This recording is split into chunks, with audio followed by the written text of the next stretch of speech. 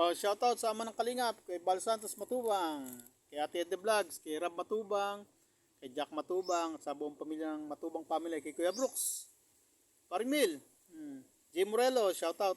Yan. Angatin ako, pangatlong upload ko na to, ngayon. Isa lang tsura ko kasi reaction video lang to. Marami ang hindi matapos reaction lang to Mga part 1, part 2, part 3 lang to. O sa mga sponsors ko, kay Laila Sheena, kay Ma'am Teresita Carter, yan. Shoutout sa inyo. Kay Ma'am Ermagalo, Jacqueline Ducusin, Ma'am Nati Pormoslemi, Ma'am Alberta Busel, yan. Ma'am Amy Seis, at Christina, Miss Christina Senoron, yan. Shoutout sa inyo. Yan ang laging nagmamarathon sa akin, yan. At sa dati kong Tropa Kids, ngayon ay Tropa Kids ko pa rin, unang-una si Miss Vampire, yan. Si Miss Vampire ay isa ko ng friend ko na hindi ako nakalimutan kahit na nasa Team Oppo siya, anti-kalingap siya, nasa akin pa rin ang simpatya niya. Si Miss Vampire, yan. Kami ay may ugnayan pa rin naman sa Messenger, kami ay wala namang sigalot sa amin dalawa. Kung muna sa magkabila kaming panig, okay lang sa kanya.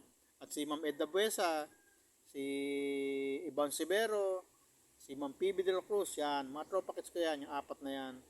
At meron pang iba, nakalimutan ko na lang.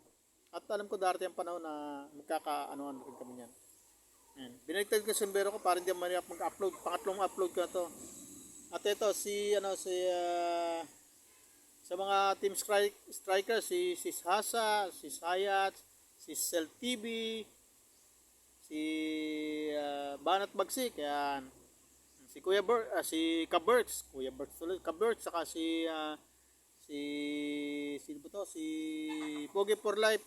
At saka yung pa pala isa yung ano ko. Hindi ko lagi nababanggit. Pasensya na, sino ba to?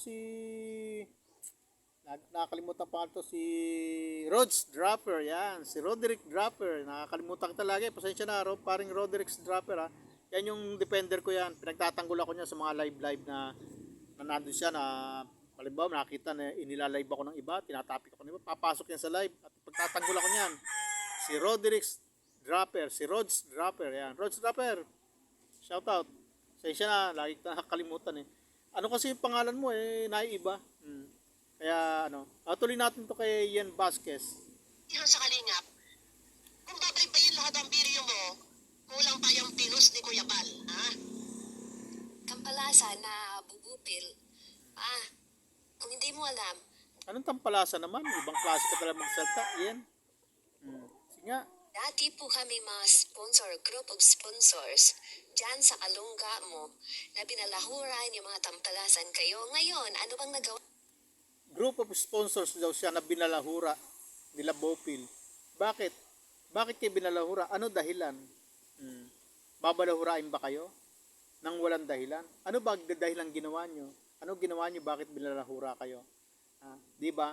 Na kayo na una, winakwak nyo yung beneficiary ng Kalingap. At ang linaw-linaw niyan. Naging magandang usapin niya nung panahon. Naging matagal na usapin din yan. Yung pagwawakwak ninyo sa beneficiary ng Kalingap na si Reyna. Dahil kayo ay nag-sponsor, grupo ng sponsor na nasa Kalingap, sinusuportahan nyo si Reyna, nag-sponsor kayo kay Reyna, bandang huli, kayo na ang gusto nyong masunod. Gusto nyong pabahayan si Reyna ng bukod. Tapos nung hindi mapabahayan dahil sa may mga may mga inaayos pa, may mga priority pang una. Hindi mo na bahay ang kailangan ni Reyna kasi si Reyna ay hindi pa pwedeng mamahay na mag-isa. Hindi pa pwedeng pabahayan dahil siya ay ginasagamutan pa. Nasa kanya pang yaya na si Roda. Nasa pangangalaga ng Kalingap, pinapaaral pa, hindi pa priority ang bahay. Kaya hindi mo na pinapriority. Kayo, apurado kayo, nabahayan si Reyna. Ano bandang huli? Nainip kayo. At ang gusto niya, kayo na magpabahay. Dahil hindi priority pabahayan mo na si Reyna, ginagamot pa nga. Bago gagawin ng bahay, may hindi nga makapagsulo. May hindi nga alam kung anong gagawin sa buhay dahil may depression sa pag-iisip. May depression. May kulang sa pagkaisipan ng bata. Bakit babahayan mo basta-basta? Di ba pinabahay, inayos na nga yung bahay ni Kuya Nestor? Ngayon ngayon gusto niyo pabahayan si Reyna. At tapos nung hindi pina-priority dahil may iba pang priority, na si Reyna hindi naman pina-priority mapabahayan dahil ginagamot pa nga. Inuuna yung iba o kaya naman kung saang ano man ito, hindi natin malamang kung anong dahilan, kayo nagmamadali. May naibigay kayong pera, binawi nyo at ibinigay naman. Ibinalik yung binabawi nyo, di ba? Yung may resibo na ibalik agad. O tapos yung mga ibang walang resibo, hinahanapan kayo Kuya Bal na kung sino may resibo pang babawiin, pumunta kayo ng DAET, bawiin ninyo, ibibigay sa inyo. O ano ginagawa mo? Puro kadaldal. Ayan, nandito ka na sa Pilipinas. Kung may resibo ka, kung may binabawi ka, pumunta ka ng DAET. Yun lang naman, simple, di ba? Yan, Vasquez. Amo sa kalingap, ha?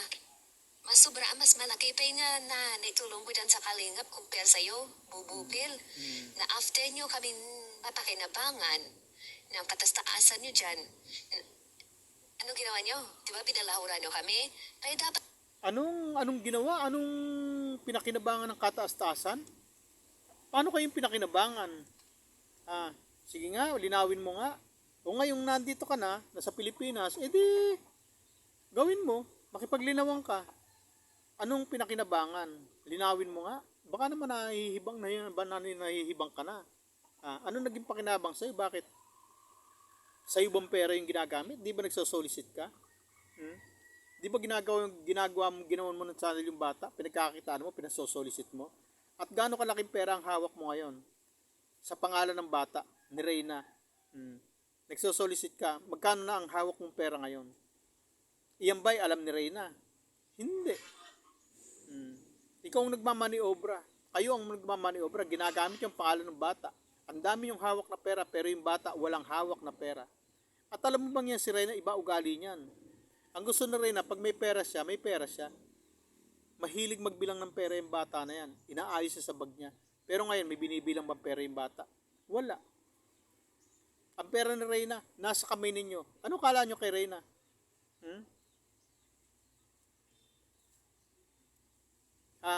Hindi marunong magbilang ng pera? Marunong magbilang ng pera yan.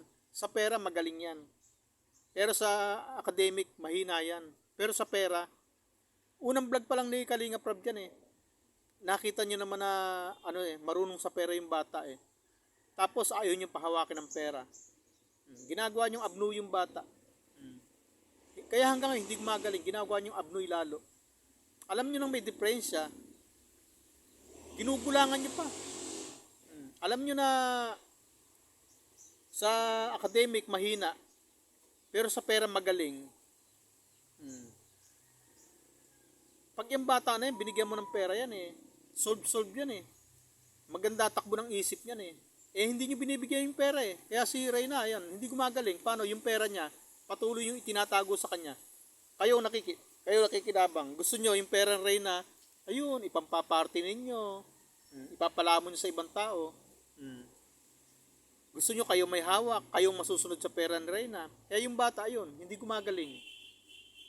Ibis na gumagaling na bata, nakakahawak ng pera. Dahil may pera naman talaga siya. 1,000 ang pera niyan. Pero nakakahawak ba ng pera? Hindi. Kayo naghahawak ng pera, kayo nagmamaniobra ng pera. Pinasosolicit ninyo, ginagamit yung pangalan ni Reyna. Pero si Reyna walang pera. Pamilya ni Reyna walang pera. Si Kuya Nestor na nagpalaki kay Reyna, wala na. Hindi na nakikinabang sa pera ng Reyna. Kayo na ang nakikinabang sa pera ng Reyna. Swerte nyo naman. Ginagamit yung pangalan ni Reyna para sarili nyo kapakinabangan. Para panyabang sa kalingap. Para maipagyabang nyo, maganda party namin. Birthday party ni Reyna, maganda magiging birthday party niyan. Pero yung pera ni Reyna nasaan? Ma-appreciate ba ng bata yung pera niya? Kung ang pera niya ay gagamitin nyo sa party-party kung saan kayo magpa-party. Kung sa kanino taon nyo papalamon yung pera ni Reyna na pinang-solicit ninyo. Bakit hindi nyo ibigay sa kanya? Para matuwa yung bata, baka sakali tumino. Kasi yung bata na yan, pag may pera matino yan Magaling sa pera yan Alam ko, nakita ko yan Panay ang bilang niya sa pera niya Tapos panay yung lagay niya sa bag. O ngayon, nasa ng pera ni Reyna? Ang sabi nyo, yung pera ni Reyna, dinedekot ng kung sino. May pinagbibintangan pa kayong papalupin-lupin. Oh, eh kayo, ano ginagawa niyo sa pera Reyna? Wala. Magsosolicit kayo gamit ang pangalan ng Reyna, tapos yung pera Reyna nasa inyo. Mamaya, reaction pa tayo. Umaambo na eh. Bye-bye.